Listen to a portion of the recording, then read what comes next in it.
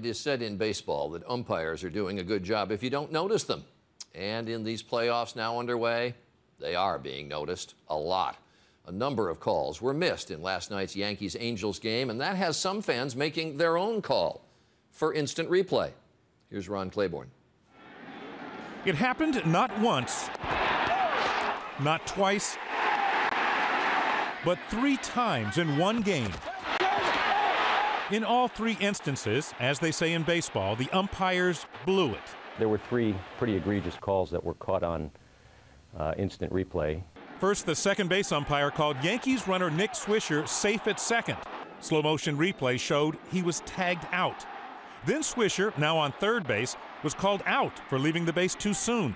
Replay showed he did not. And then, in the most bizarre play of all, the third base umpire somehow failed to see the Angel player tag out both Yankee runners.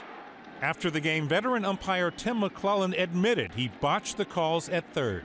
I'm just out there trying to do my job and do it the best I can, and unfortunately by instant replay, there was 2 missed calls. But it wasn't just one game. The baseball playoffs this year have been riddled with questionable calls and downright wrong ones. The umpires are having a bad couple of weeks. Today, a lot of baseball fans were clamoring not to kill the ump, as in days of yore, but for instant replay. What are they going to wait for? A blown call by one of these expert umpires, and it's going to rob somebody out of a World Series game? Major League Baseball and the Umpires Union have resisted expansion of replays because they argue it would slow the game down. Still, football has had instant replay for years. So does basketball.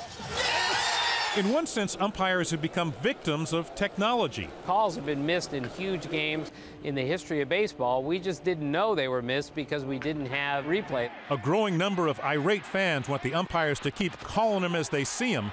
They just want instant replay to make sure they call them right. Ron Claiborne, ABC News, New York.